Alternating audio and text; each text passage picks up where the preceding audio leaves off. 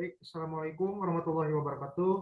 Eh, Kami dari kelompok satu akan mempresentasikan hasil proyek kami, yaitu pengembangan aplikasi donor darah di Kota Tasikmalaya berbasis website dengan nama aplikasi yaitu Tasik Donor.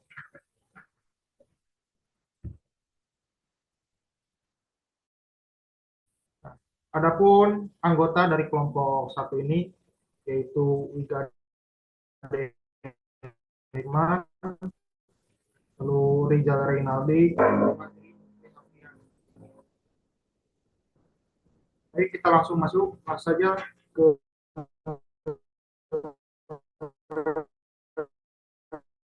bagian latar belakang yang akan dijelaskan oleh.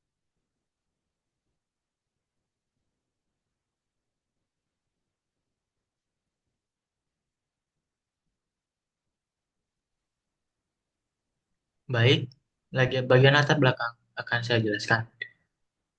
Donor darah adalah aktivitas penting, namun banyak masyarakat belum sadar atau kesulitan akses informasi. Di Tasikmalaya, belum ada platform terpusat untuk menghubungkan pendonor dan penerima darah. Tasik Donor hadir sebagai solusi berbasis web untuk menyediakan informasi kegiatan donor darah dan mempertemukan pendonor dengan penerima secara real time.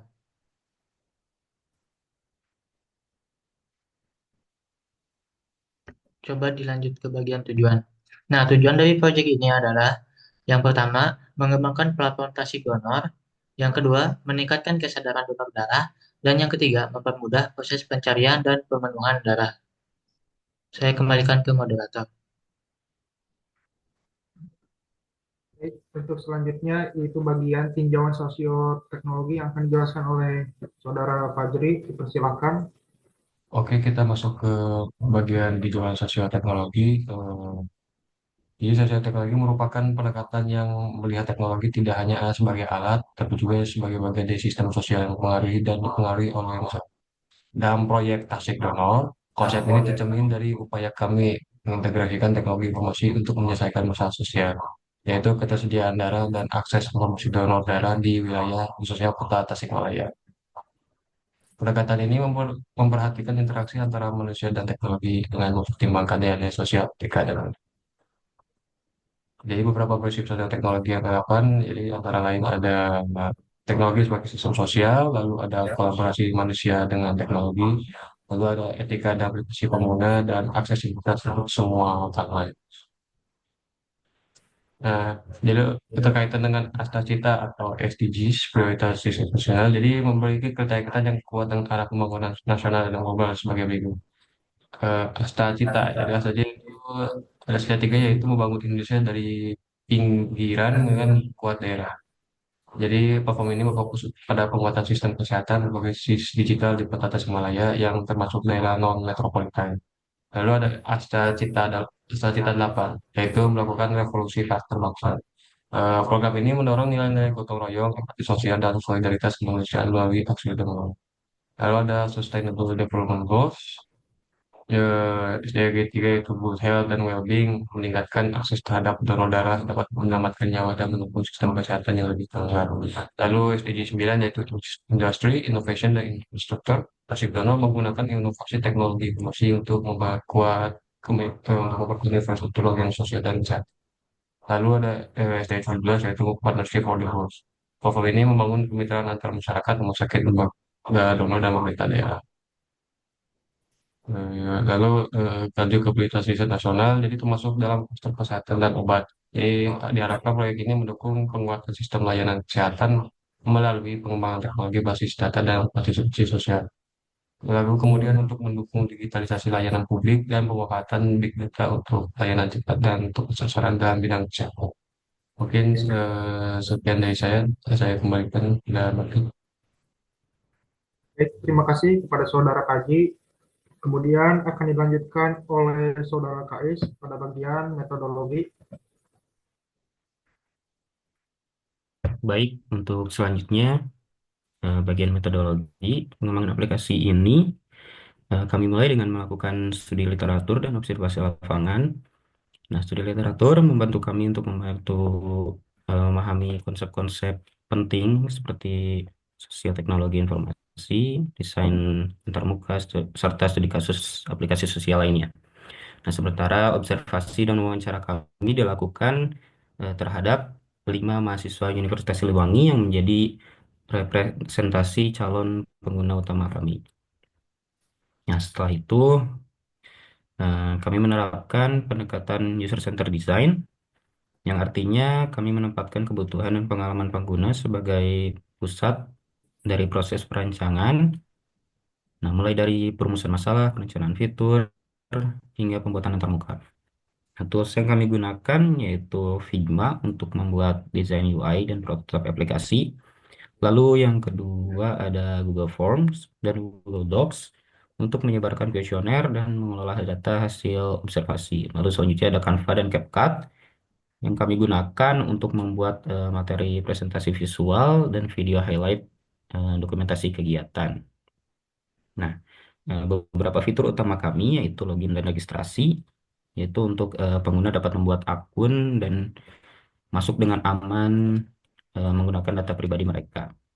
Lalu ada halaman event yang menyediakan jadwal kegiatan donor darah lengkap dengan lokasi dan dilengkapi fitur lokasi. Lalu ada donor page yang untuk melihat eh, dan mendaftar riwayat kegiatan donor yang telah diikuti. Lalu ada request, pengguna bisa membuat permintaan darah secara mandiri dan dapat melihat permintaan darah dari pengguna lain. Lalu kita juga ada notifikasi real time, yaitu sistem untuk mengirimkan pengingat dan pembaruan event secara otomatis. Baik, saya kembalikan kepada moderator. Baik, terima kasih kepada saudara Kais. Mungkin akan dilanjutkan pada bagian selanjutnya yaitu hasil dan inovasi yang akan dijelaskan oleh saudara Rizal. Kita silakan. Baik, di sini saya akan menjelaskan hasil dan inovasinya. Adapun hasil yang kita hasilkan yaitu website terdesain dengan baik, yaitu wireframe dan mockup via Figma. Nah, dan seterusnya adapun feedback positif dari pengguna. Nah, untuk inovasinya itu ada notifikasi real time dan fitur permintaan darah mandiri. Terus etika, privasi, dan penggunaan data dijaga. Terus dampak sosialnya itu mempermudah donor dan bantu pasien dengan cepat.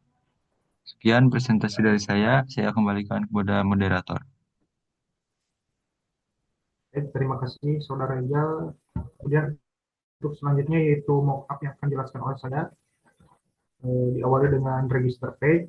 Seperti yang kita tahu bahwa register page ini untuk membuat sebuah akun yang terdiri dari pengisian nama, alamat email, nomor telepon, kata sandi, dan konfirmasi kata sandi.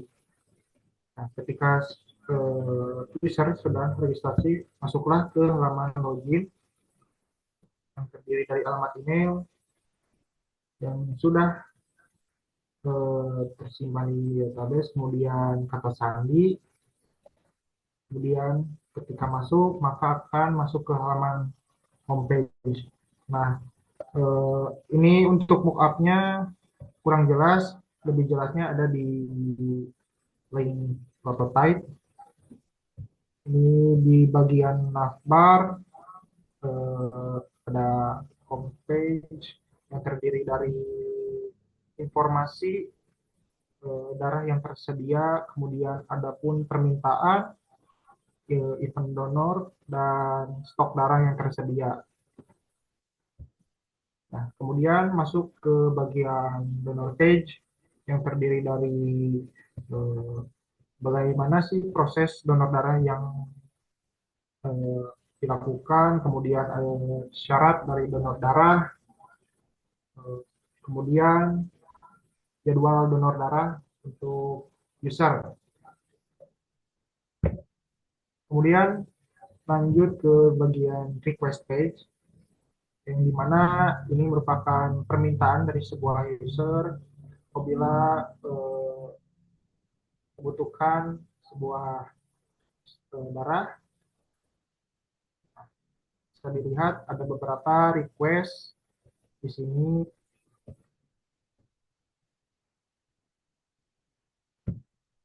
Kemudian kita masuk ke event page. Nah, untuk event page ini berisikan event-event seputar donor darah, yang dimana user bisa mengikuti donor darah ini yang berisikan informasi dari tanggal, waktu, dan tempat.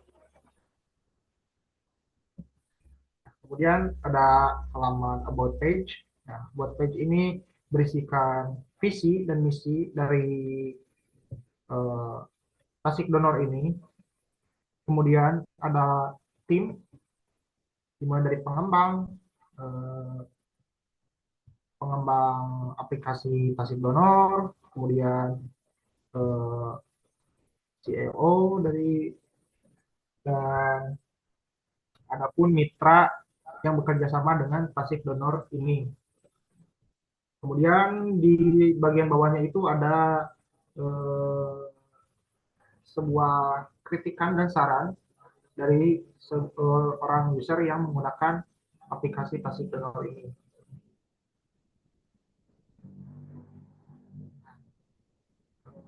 Kita lanjut ke bagian akhir, yaitu kesimpulan dan saran dari proyek yang telah kami buat, yaitu tasik donor ini, bahwa website tasik donor ini membantu akses dan distribusi donor darah. Kemudian untuk sarannya, yaitu integrasi sistem rumah sakit, tambah fitur edukasi dan tingkat keamanan data harus ditingkatkan lagi, dan ekspansi ke daerah lain. Baik, mungkin itu presentasi dari kelompok 1. Sekian, terima kasih. Wabillahi taufiq wal hidayah.